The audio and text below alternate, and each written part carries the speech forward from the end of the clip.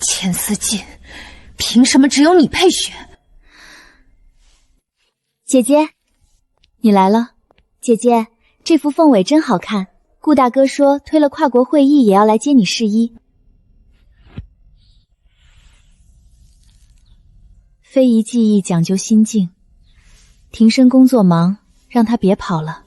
姐姐命好，我只是旁支孤女，这千丝镜的门槛都摸不到。若雨，我们虽非亲生，但自幼一起长大。你若想学，我从平套针教你。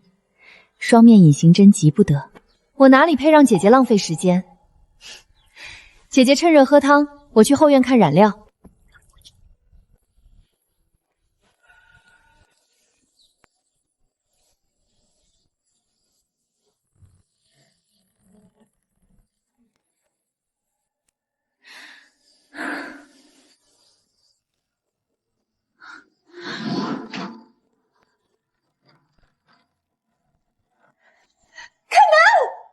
谁在外面？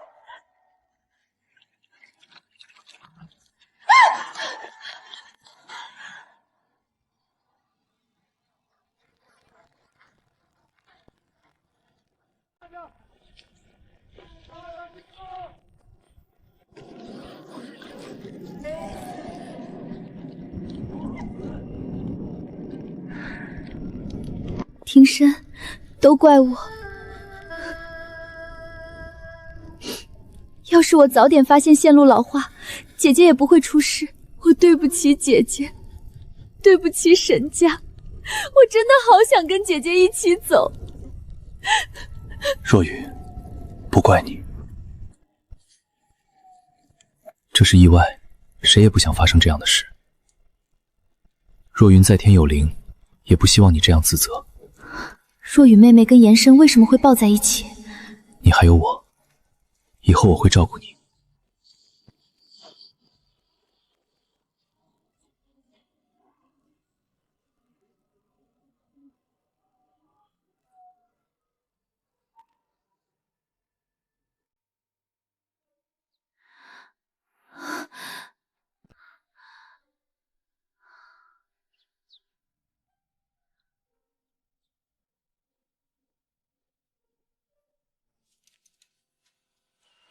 你终于醒了。你的左脸和脖颈有烧伤，皮肤组织受损，后续需要多次植皮手术，就算恢复也会留下痕迹。手臂和腿部也有不同程度的擦伤和烧伤，需要长期休养。医生，他从醒来到现在一句话都没说，情绪一直很低落，要不要开点镇静的药物？先不用，让他静养吧。昨日，苏河镇云秀阁发生特大火灾，沈家非遗传承人沈若云不幸遇难。今日，顾庭深总裁携未婚妻沈若雨出席追悼会。沈若雨含泪表示，将全面接管沈家绣品，传承千丝镜非遗技艺，完成姐姐的遗愿。我不会就这么算了的，宝宝，妈妈会带你活下去，属于我们的沈家的记忆，我的一切，妈妈会亲手拿回来，让你们为自己的行为付出代价。姑娘，你也别太难过了，烧伤了好好治，日子还得过。你看新闻里那个沈小姐，真是可怜，年纪轻轻就没了，还是个那么厉害的绣娘。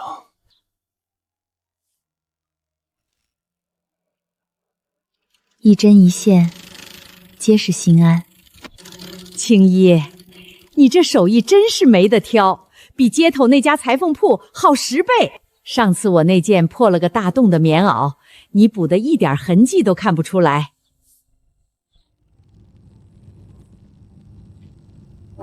谢谢大妈夸奖，都是些粗活。你一个人带孩子不容易啊，多攒点钱供小念读书，将来让孩子出人头地，离开这城中村。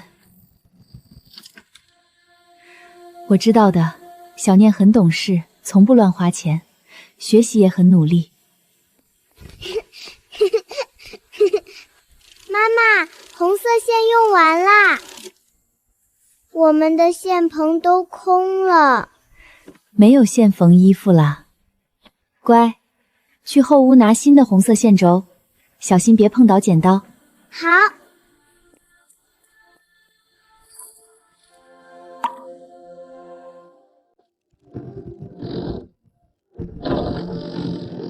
青衣，今天生意怎么样？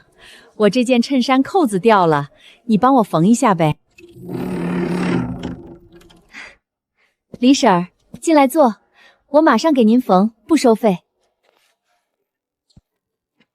青衣丫头，我这锄头柄磨破了，你帮我缠点布呗。这附近也就你手巧，缠得结实又好看。没问题，张大爷，您稍等。你这孩子总是不收钱，我们街坊邻居都知道你不容易，以后有什么难处就说，别自己扛着。是啊，青衣丫头，我们这些老街坊都是你的亲人。谢谢李婶，谢谢张大爷，有你们在，我和小念已经很知足了。张爷爷，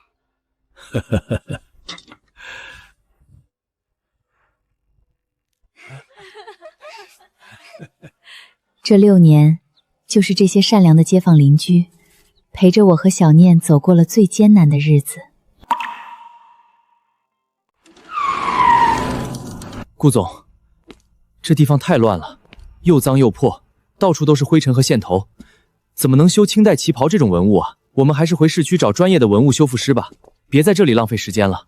别废话，明天就是非遗博览会开幕，这件清代旗袍今天修不好，顾氏的招牌就砸了。我不管找什么人，必须修好。庭深，我真的尽力了。这料子太脆了，用的是沈家失传的双面隐形针，我不敢动，怕一失手就彻底毁了。你不是对外宣称青出于蓝是苏河第一绣娘吗？连一件旗袍都修不好。我听说这一片有个手巧的裁缝，什么活都能做，说不定他能修好。死马当活马医吧。老板，这件衣服能看一眼吗？小本生意，只缝补普通衣物，不接精细活。出去，别耽误我做生意。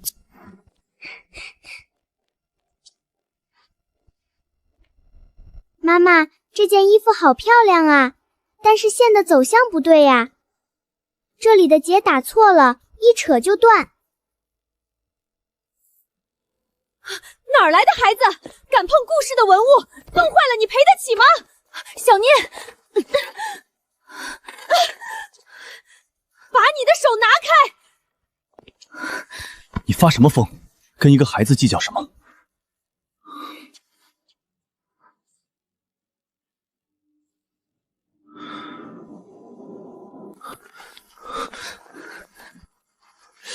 这女的也太凶了吧！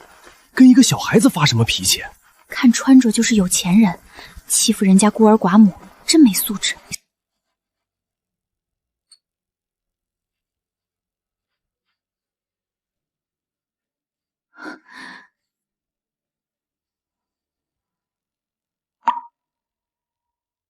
小朋友，告诉叔叔，谁教你这么拿针的？谁教你藏线结的？是妈妈教我的，妈妈教我拿针，教我缝东西，还教我认各种线。你转过身来，我让你转过身来！庭深，就是个小孩子瞎闹而已，瞎猫碰上死耗子。咱们走吧，别在这儿浪费时间了，再找别的修复师就是了。这件旗袍你修，价钱随你开，只要能修好，多少钱我都给。庭深，你疯了！让一个无名无姓的乡下裁缝修清代古董，这要是弄坏了，谁负责？我们顾氏丢不起这个人。你修不好就闭嘴，别在这里碍事。修可以，我不收钱。那你想要什么？我要明天非遗博览会的特邀通行证，一张 VIP 通行证。青衣丫头要去非遗博览会，那可是大人物才能去的地方啊。这有钱人真是奇怪，放着所谓的大师不用，非要找青衣修衣服。我看青衣丫头的手艺比那个沈大师好多了。那个沈大师刚才连个结都不会解。你做梦！一个破裁缝也想要博览会的 VIP 通行证，你也不看看自己什么身份。庭深，你不能答应他，他肯定是想混进去捣乱，绝对不能给他通行证。为什么想要通行证？为了生存，我修旗袍，你给我通行证，等价交换，互不相欠。成交。我不同意，我绝对不同意。王主任，赶紧派人来查封这家店。这个女人偷学我的商业机密，盗用沈家的刺绣技艺，还想混进博览会捣乱，快把她的店封了！沈小姐，顾总，出什么事了？这么急着叫我过来？王主任，快查封她的店！这个女人偷学我的千丝镜针法，还想混进博览会破坏我的发布会，必须立刻查封！沈小姐，查封店铺必须要有确凿的证据，不能凭你一句话。青衣老板的证照齐全，合法经营，我们没有权利随便查封。我的话就是证据。他一个乡下裁缝，怎么会懂双面隐形针？肯定是偷学我的。王主任，既然沈小姐说我偷学她的技艺，那我们当场验证，是非曲直，一看便知。沈大师，孔雀羽线修凤尾，需要几股合一，入针角度偏左多少度？这是千丝镜的基础针法。沈大师作为沈家正统传承人，应该不会不知道吧？我凭什么告诉你我的技艺机密？这是沈家的不传之秘，你不配知道。因为你根本不知道，你连最基础的孔雀羽线配比和入针角度答不上来，还敢说我偷学你的技艺？王主任，这分明是仗势欺人，欺压我们民间手艺人。沈小姐，这确实是千丝镜的基础问题。你要是真的会，就回答一下，也好证明自己的清白。沈小姐，没有确凿证据，我们无权查封合法店铺。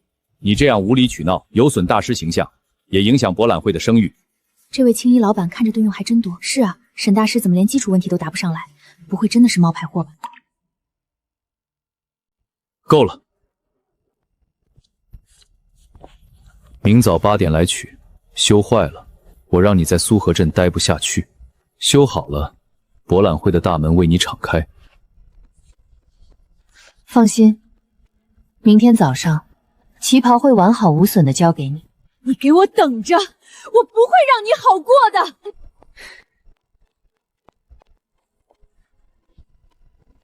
沈若雨，属于我的东西，我会一点点拿回来的。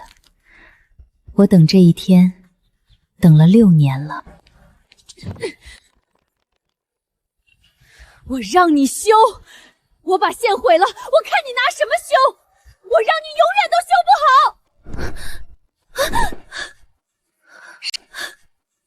沈大师，文物贵重，你承担不起损坏的后果。你敢拦我？我不会放过你的！我一定要让你付出代价！我只是提醒沈大师，要是毁了顾氏的大事，你承担不起后果。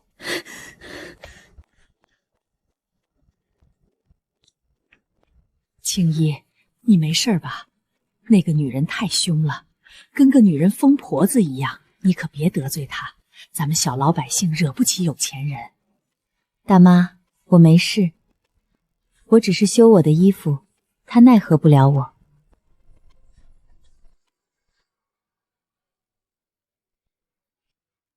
妈妈，今天那个很凶的阿姨，左手腕有很长的疤，和妈妈画在图纸上的形状一样。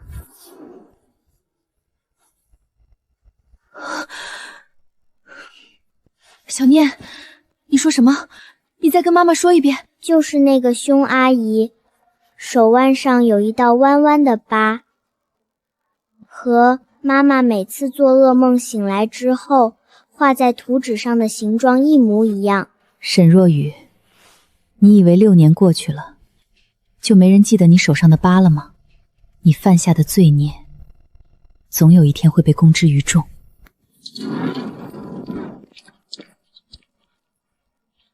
顾先生，私闯民宅是违法的，你要是再这样，违法的，你要是再这样，我就报警了。我调了沈若雨这6年所有的录像，千丝镜、双面隐形针的收线节是顺时针，缝制人必须是右撇子，可沈若雨是左撇子，她根本不可能绣出正宗的双面隐形针。6年前葬身火海的尸体根本不是你，对不对？沈若云，是你对不对？顾总，别脏了我的地方，我不是你要找的人。你还在装？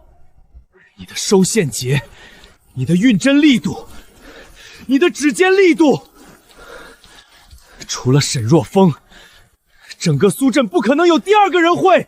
这是沈家独有的千丝镜针法，你骗不了我。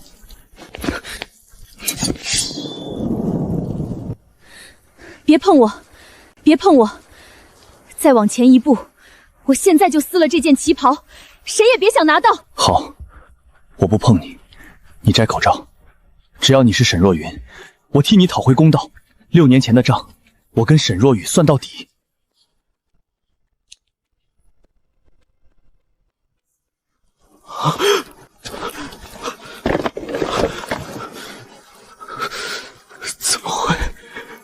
怎么会伤成这样？这张脸是你那位娇滴滴的亡妻吗？顾总，看清楚了，我不是沈若寻。顾先生不去写小说可惜了，想象力真丰富。我叫青衣，是个毁了容的孤儿，无父无母，和沈家没有任何关系。不可能！单凭一本笔记，怎么可能学会如此精深的双面隐形针？这需要10几年的功底，不是一朝一夕能练成的。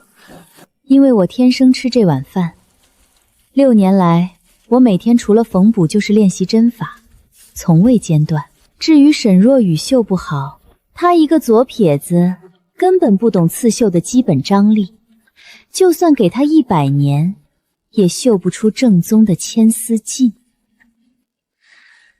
不过是个沽名钓誉的骗子。妈妈，那孩子呢？你当时身体受损严重，怎么可能生下健康的孩子？小念不是我亲生的，我逃荒路上捡的孤儿，看他可怜，就收养了他。有没有血缘关系，不是你说了算，我会去查清楚。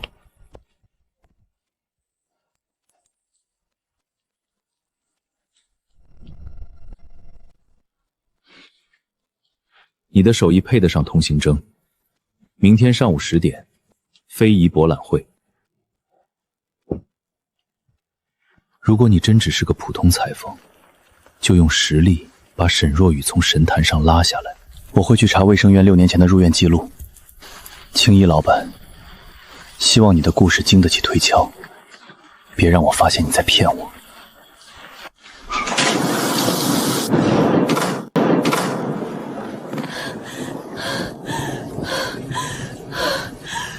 顾庭深，你把我沈家的一切，我的绣艺，我的身份，全都给了沈若雨。现在发现真相，又想利用我讨回公道。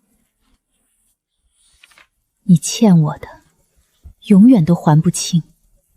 沈若雨，明天就是你付代价的开始。我要让所有人都知道，你是个冒牌货。我要亲手夺回属于我的一切。小念不怕，妈妈在，妈妈会保护你，谁也伤害不了我们。等明天过后，妈妈就带你过安稳的日子。妈妈，房子好大，像水晶宫一样，比我们的缝补店漂亮100倍。走，妈妈带你看大人们变魔术，看坏人怎么被拆穿。沈若雨，是。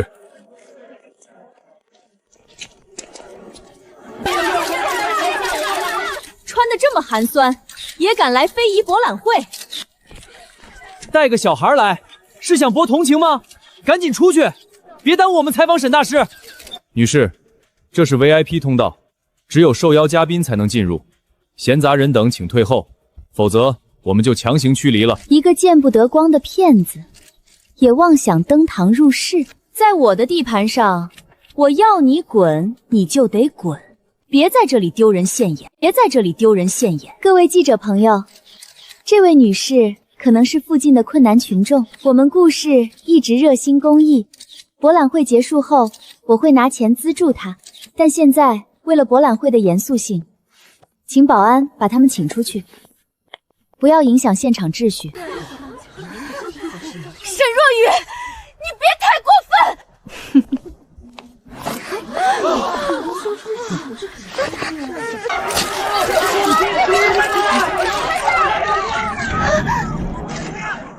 吵什么？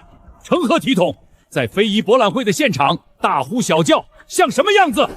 李局长，惊动您了，都是小事，我马上处理好。这位女士，没事吧？请柬给我看一眼。沈大师，这张请柬采用非遗水印技术，火漆印是故事备案的专属印记，是正规的 VIP 受邀请柬。你连自家的防伪技术都认不出，就当众指责合法受邀嘉宾是闲杂人等，这就是故事对待民间手迹人的态度。李局长，我只是为会场安全考虑，怕有人混进来捣乱。非遗传承看的是手上功夫，不是身上的牌子。文化局办博览会是为了广纳天下英才，传承技艺，凭真本事拿入场券的，在这会场里地位绝对平等，谁都不能歧视民间手艺人。李局长说的对，手艺不分高低，人不分贵贱。谢谢李局长。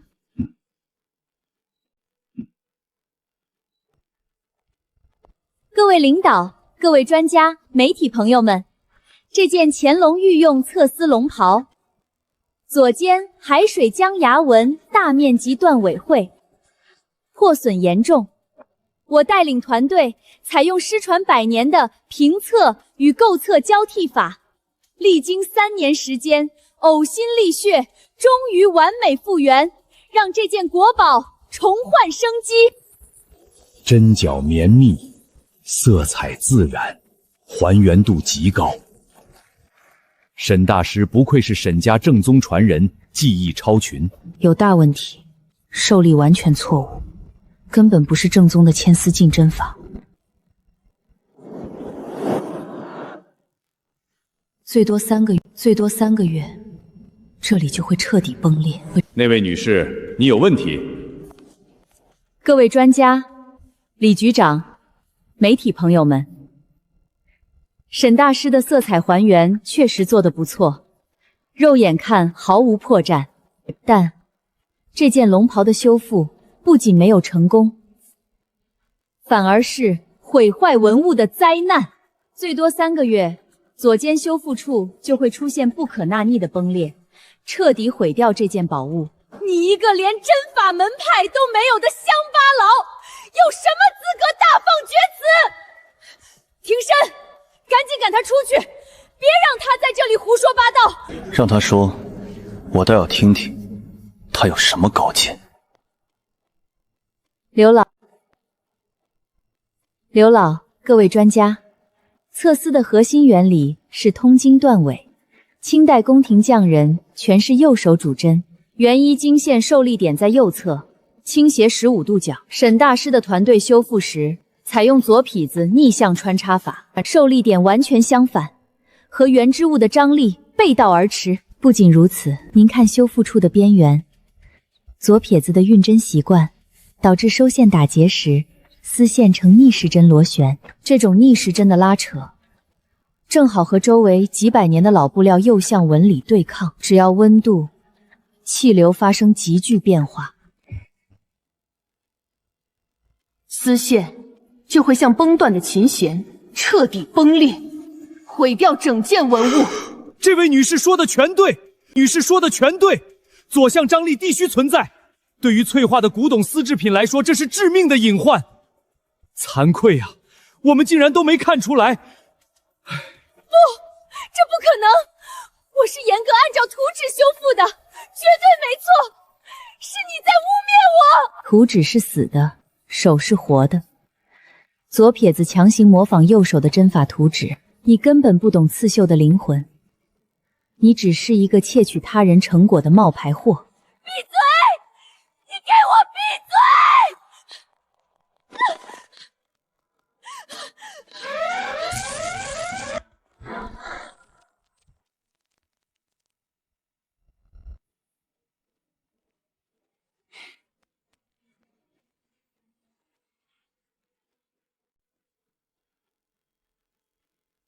双面隐形针，手力完美契合原文，毫无破绽。这是谁的手笔？是他。同时，我宣布，由于沈若雨严重技术造假，毁坏文物，顾氏集团立刻解除与其所有合作关系，撤销其所有头衔。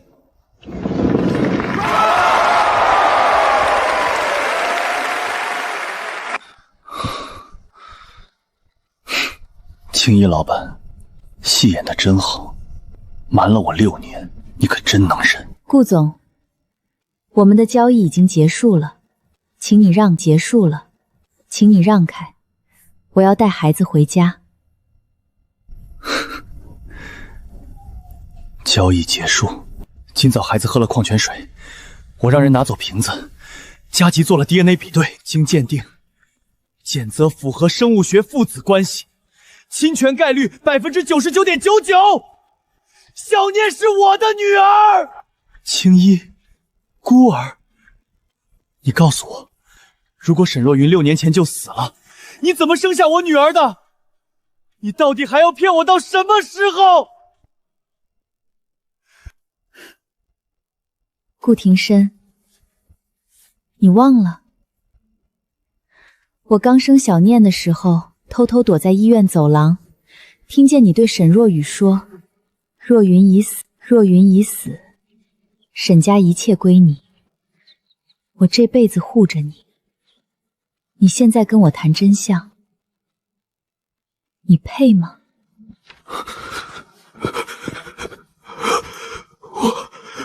我当时不知道真相。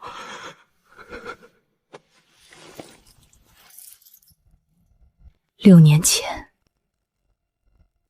沈若云被反锁在火海之中，是我把她从排污口硬拖出来的。我们在山里的破庙避雨，她早产了，生下孩子后大出血，撑不住了。临死前，她把这枚银锁和刺绣笔记交给我，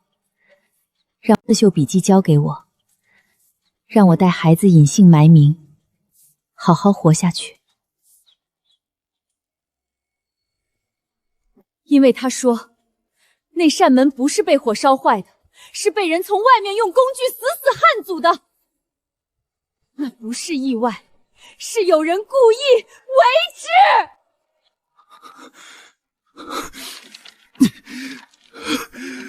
不可能！消防档案写的明明是线路短路，怎么会是故意的？你去查是消防大队的绝密勘察副宗，锁芯里有高温焊接留下的融化痕迹。再查你们顾氏后勤部经理刘伟当年的公款采购记录，一切真相都在里面。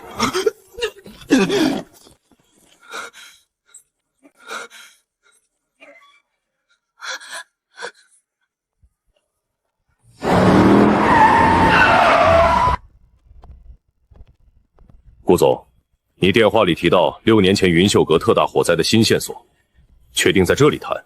陈大长，青衣老板是火灾的场外知情人。他指出，当年火灾现场的防盗门并非高温变形卡死，而是被人从外面用工业工具强行焊死的。我请求重新查阅当年非公开的技术勘察附录。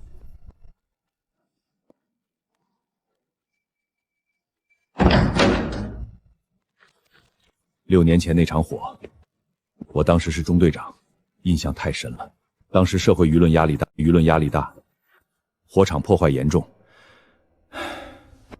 我们现场勘验时确实发现了疑点，但因为监控被毁，缺乏直接指向人为纵火的物证，最终只能定性为老旧线路短路。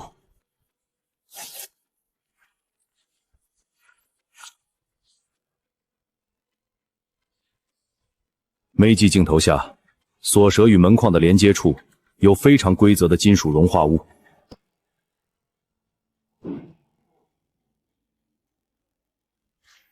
这不是火场普通高温融化的自然流淌，是工业焊接留下的物理特征。只有这种局部极度高温，才能在短时间内把锁芯内部的复杂机械结构彻底焊成死疙瘩。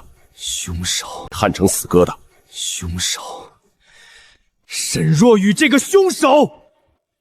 既然你们今天提到了人为破坏，我作为执法人员，必然会追查到底。顾总，你们提到的焊接工具采购记录在哪里？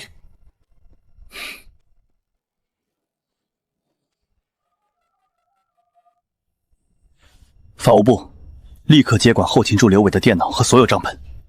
5分钟内，我要他6年前在顾氏名下的所有内部采购流水，特别是那一周的工业耗材记录，发到我邮箱。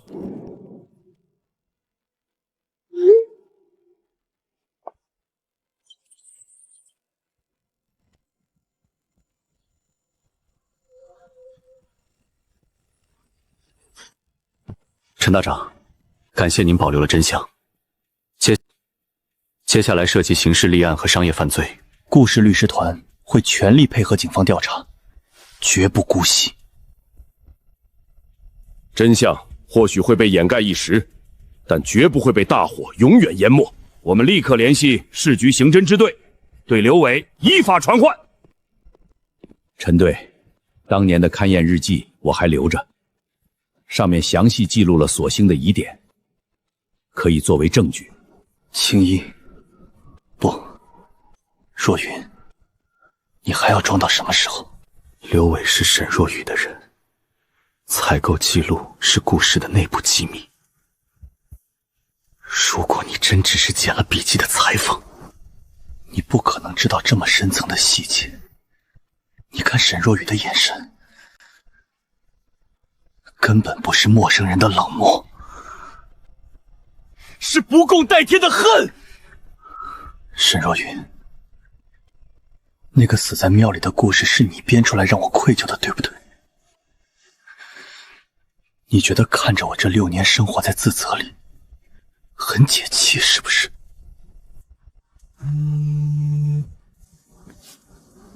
顾先生，我说过，我叫青衣。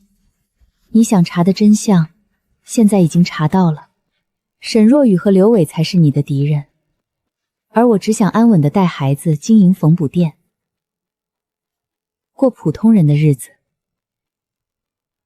请你别再来打扰我的生活。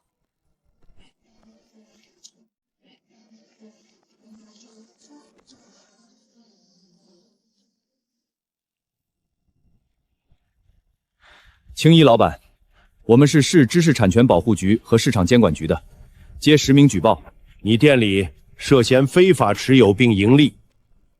顾氏文化集团已注册专利的苏荷双面隐形针寿衣，还涉嫌伪造博览会受邀资格，现在依法对你的店铺进行查封。沈若雨的反扑来了，来得真快。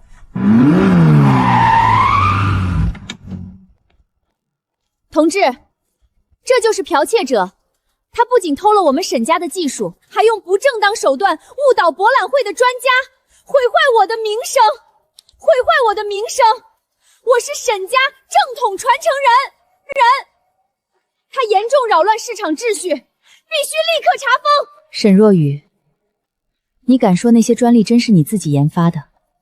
不是你偷了沈家的手稿抢注的？证书上写的是我的名字，法律就认我，你再狡辩也没用。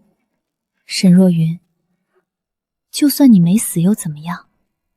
这6年，我把所有针法手稿都注册成了我个人的专利，在我面前，你才是外人，你跟我斗，我要让你们母女俩连个落脚的地方都没有。等等，既然要谈知识产权，就当着政府同志的面好好谈。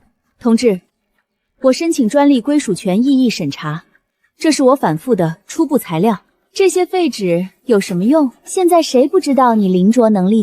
现在谁不知道你临着能力强？随便画几张就想冒充原创？这些纸没用，但纸下面的东西有用。请看这面旗子，沈小姐申请的专利里，双面隐形针的针脚间距是固定的 1.2 毫米。但如果请专业的文物鉴定中心检测这面3年前就挂在这里的旗子，就会发现我用的间距是 0.8 毫米。这是沈若云大师去世前3个月才研究出的改进版，他从未公开，更没来得及交给任何人的进化版。请问沈大师，既然你是正统传承人，为什么你注册的专利反而是落后版本？为什么你手里没有这份 0.8 毫米的进阶稿？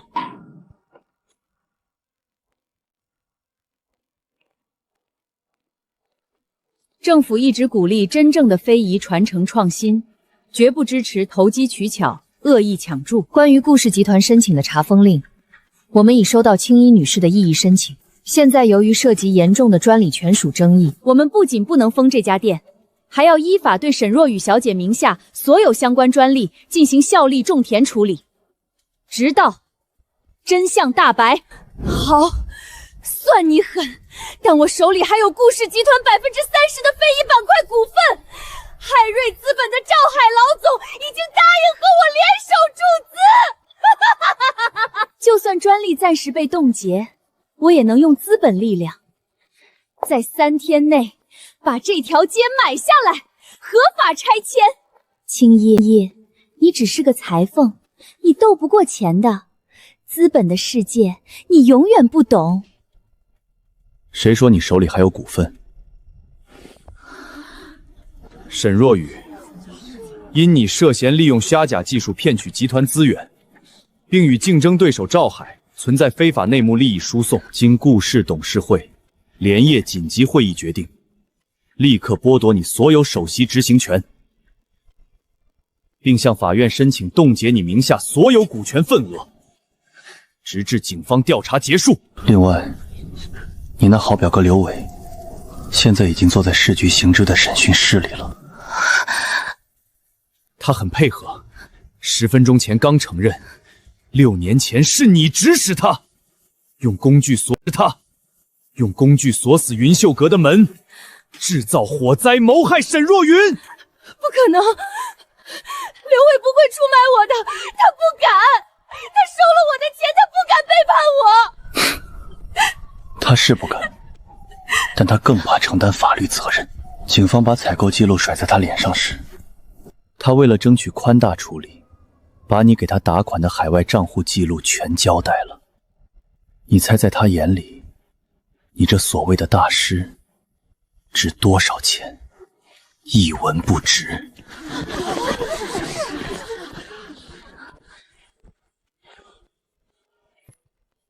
沈若雨小姐，关于6年前故意纵火案及多项商业诈骗案，请跟我们回局里走一趟，配合调查。沈若雨，我不走！我是沈家大小姐，我是顾氏首席，你们谁敢碰我？赵海会救我的，他有最好的律师团队，他不会让我有事儿的。这一切都是你咎由自取。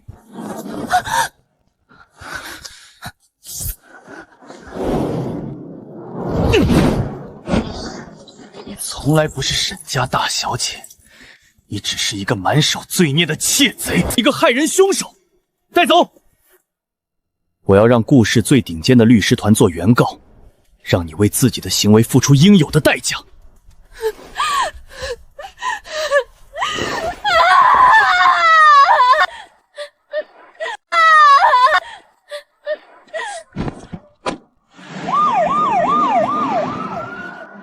我就知道你是有大本事的好人，恶有恶报，那个坏女人终于得到惩罚了。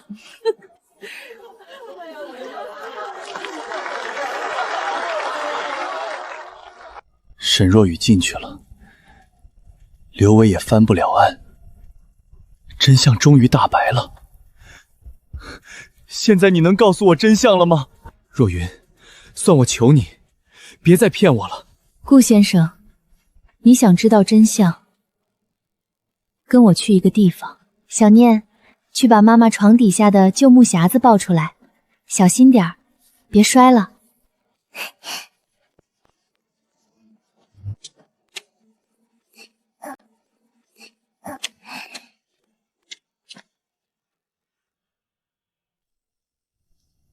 这是谁的坟？6年前，那个满怀希望，以为丈夫会回来保护她，以为生下孩子就能拥有圆满人生的沈若云，就在那场大火燃起的一瞬间，彻底死在那间绣房里了。顾庭深，这些痕迹是我在排污道里爬行时留下的，那些无数个日夜的噩梦，是你这位口口声声说爱她的丈夫6年都不曾察觉的漏洞。你现在要我承认我是沈若群，承认后呢？要我带着这些痕迹，回到充满镁光灯的顾家做阔太太？还是把小念带走，让她进尔虞我诈的豪门？我不是那意思，我只是想弥补你们，想照顾你们。你该庆幸我还活着，顾婷，但这6年支撑我活下来的，从来不是爱情，是对小念的责任，是查清真相的执着。现在沈若雨伏法，公道讨回了一半，从今往后，世上只有青衣，再无沈若云，再无沈若云。等等！你不想回沈家，不想回顾家，我都随你。但你不能剥夺我弥补孩子的权利，更不能抹杀顶级传承人应有的荣誉。这笔钱，我以顾世基基金会的名义捐给基层手工艺者。青衣成立青衣助学计划，帮助更多喜欢刺绣的孩子。我不逼你任务，我会等。我会在菜市场旁建全国最大的苏绣博物馆，馆长只能是你。我会等到小念愿意叫我爸爸，等到你愿意摘下口罩，重新教我握针的那一天。顾总，因为沈若雨的丑闻，我们文化板块的市值3天蒸发了整整30个亿。海瑞资本的赵海已经公开向把我们发出收购邀约，他要以极低的价格全盘接收所有非遗工坊和生产线。如果不答应，银行明天就会信用降级抽贷，顾氏的资金链会彻底断裂。非遗板块是顾氏的根，是苏河镇几千名绣娘的命脉。赵海要的不是传承，是资本垄断。他拿到工坊的第一件事，就是用机器代工取代手工，把苏绣变成毫无灵魂的工业垃圾。只要我还在这个位置一天，顾氏的文化招牌就绝不贱卖。可是顾总，现在我们手里连一项能镇场子的核心专利都没有，沈若雨注册的专利全被冻结了，我们拿什么跟赵海拼？拿什么稳住市场和投资人？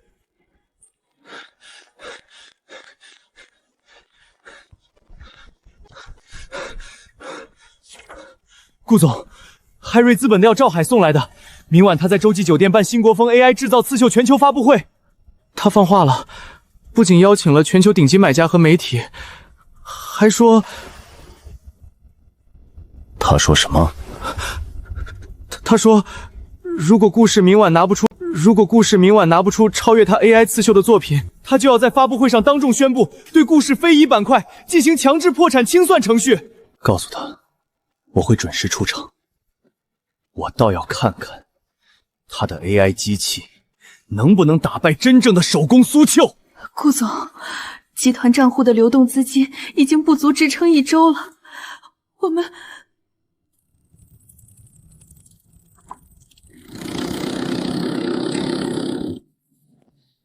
青衣老板，顾总让我给您送个东西，这是经过公证的不动产赠与合同，还有数额庞大的信托基金文件。这是什么意思？我不需要顾总的施舍。青衣老板，顾总说故事可能撑不过这星期了。海瑞资本的赵海联合海外游资，正在对顾氏进行绞杀。顾总把他在顾氏名下的个人分红只能全套现，买下了这城中村一整条街的产权，成立了不可确销的信托基金，受益人是小念，代管人是您。顾总说，无论商场怎么变天，他都要确保您和小念这辈子衣食无忧，没人能再用资本力量把您从这里赶走。他还说，让您千万别卷进明晚的发布会。赵海是个没底线的人，他怕伤到您和小念。顾庭深，你以为钱能抹平6年前的大火吗？能抹平我脸上的痕迹吗？能抹平我抱着小念在菜市场讨生活的日子吗？青衣老板，顾总说他不求您原谅，只求您和小念平安。他就算破产，也不会让你们再受一点苦。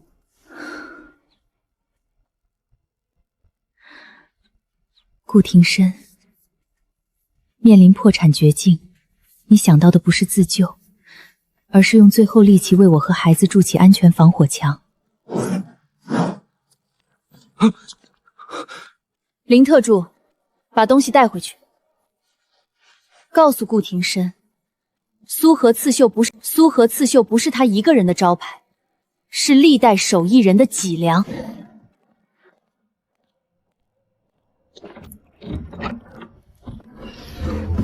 这6年我隐姓埋名，不是怕资本。你去告诉顾庭深，明晚的发布会，让他给我留个最好的展位。哼，海瑞资本想吞下苏和非遗，我倒要看看赵海的牙口硬不硬得过我手里这根凤尾针。青衣丫头好样的，咱们手艺人不能输给机器和资本。小念，看好了，妈妈今天教你真正的牵丝菌针法，这叫光变丝，是外祖父当年在江南深山用特殊草药喂养野蚕吐出的变异丝。这丝线遇不同的光线、温度，会折射出截然不同的色彩，是沈家独有的秘料，全世界只有这一卷。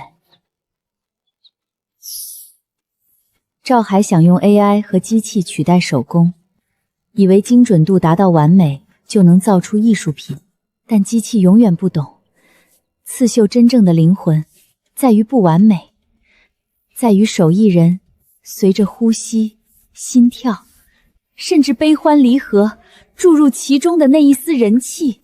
顾庭深，你在用你的方式保护我。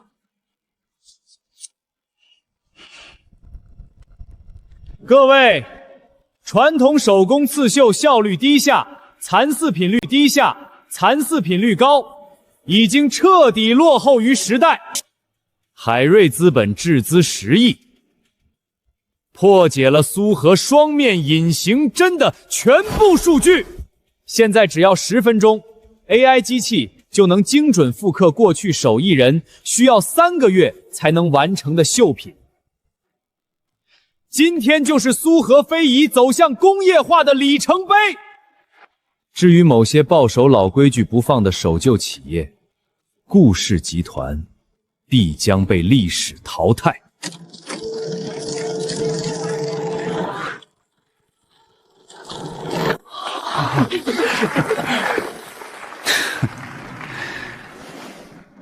顾总，看来顾氏的丧钟，今天由我来敲响。如果你现在同意签署转让协议，我还可以给你留点体面，否则，明天顾氏就会破产清算。赵总未免高兴得太早。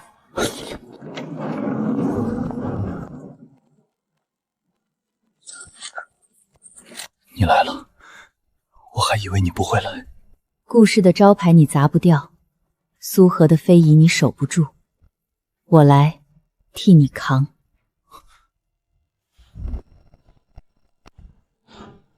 哪儿来的女士？保安！保安！把无关人员请出去，别耽误我的发布会。赵总，既然你说 AI 刺绣能彻底取代手工，不如当着全球媒体的面比试一场，看看是你的机器厉害，还是手工的灵魂厉害。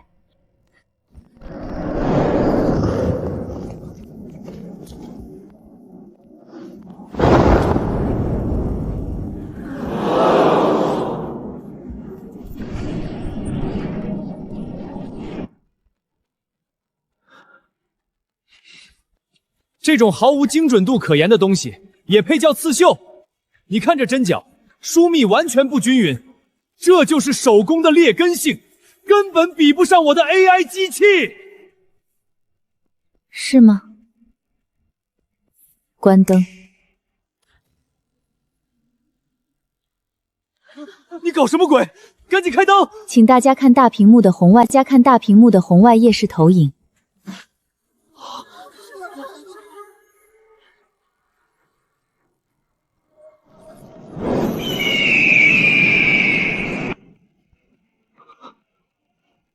天哪，这不是技术，这是神迹，这是真正的艺术灵魂，机器永远做不出来。这不可能！快，用机器把这发光的东西扫描下来，让 AI 复制，我就不信复制不了。赵总，你复制不了。这幅绣品用的不是固定的 1.2 毫米针具，是极端变频的 0.8 毫米隐形交叉针，每一针的拉力、角度、力度都截然不同。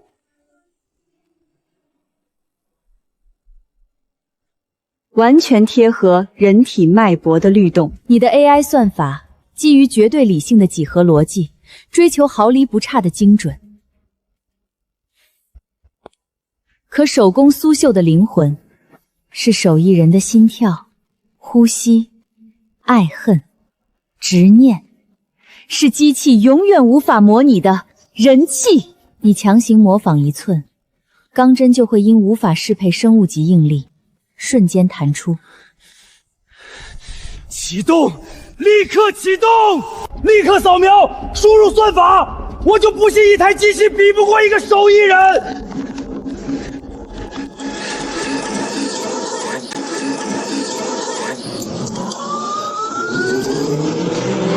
滴滴滴，张力过载，核心部件损坏，钢针弹出。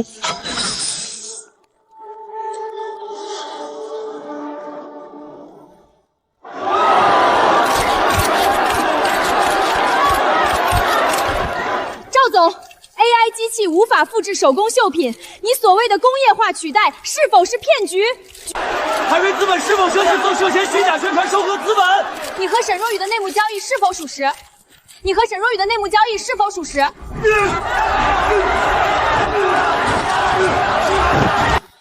各位媒体朋友，各位收藏家，各位手艺人，今晚的事实已经证明，非遗的核心永远是怀揣敬畏之心的手艺人，不是冰冷的机器与资本。顾氏集团即日起全面停止工业化代工尝试，斥资100亿成立青衣非遗保护基金，坚守手工传承，守护苏河绣艺的根脉。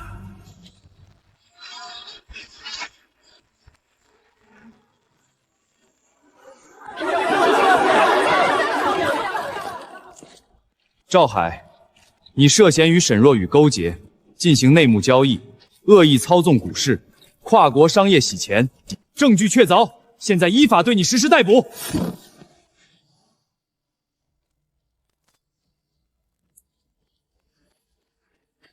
谢谢你，不仅为顾氏，更为苏河的所有手艺人保住了这项决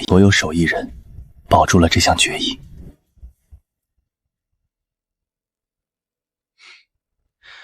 赵海名下的产业已经被依法清算，顾氏的股票盘后交易全面涨停，危机彻底解除了。若云，这6年，我欠你们母子太多，我不奢求你立刻原谅我，但请你至少给我一个弥补的机会，让我站在你们身后，守护你们，好吗？顾庭深，你要看清楚，摘下这口罩站在你面前的，不再是当年只会躲在你羽翼下，连被换门锁都毫无察觉的娇弱千金。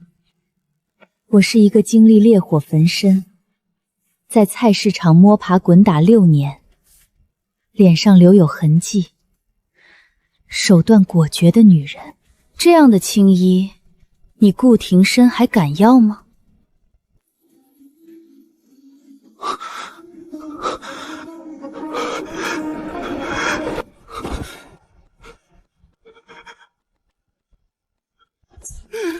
是我瞎，是我蠢，是我没保护好你。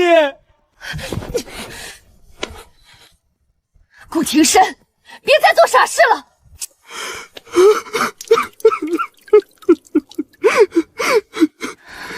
6年前，我出了车祸，被重型卡车撞得昏迷了3天3夜。沈若雨趁我昏迷，偷走了我的私人印章，联合刘伟制造了那场大火。等我醒来，看到的是被调包的现场勘测报告，是带着你婚戒的焦尸。我抱着那具尸体，恨了自己6年，以为是我没来得及赶回去救你，我万万没想到，你受了这么多苦，而我却瞎了眼，把那个恶毒的女人留在身边，养虎为患。这些痕迹不是你的遗憾，是我顾庭生这辈子必须用命偿还的罪证。只要你不赶我走，我愿意用一生去呵护你，用余生来弥补我的过错。各位领导，各位来宾，各位手艺人，今天我们齐聚于此，共同见证苏河非遗刺绣博物馆的正式落成。接下来，让我们用最热烈的掌声，有请苏河非遗博物馆第1任馆长，也是光变隐形针唯一传承人青衣女士为博物馆揭牌。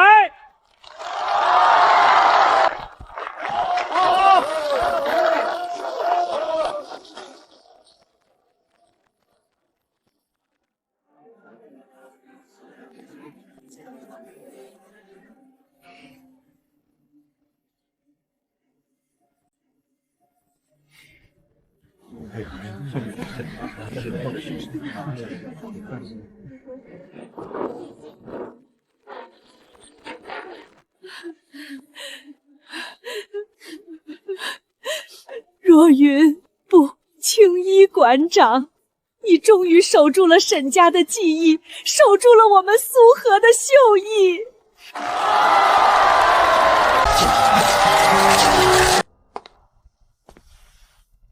在想什么，我的馆长？在想，这幅凤凰虽然惊艳，但总觉得少了一点什么。少了什么？你说。我都听你的。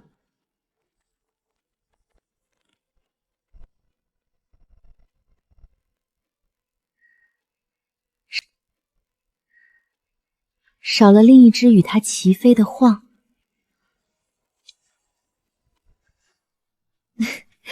顾先生，当年你答应过我要跟我学刺绣的，现在博物馆缺一件镇馆之宝——双面绣龙凤呈祥，你这位董事长是不是该尽点力了？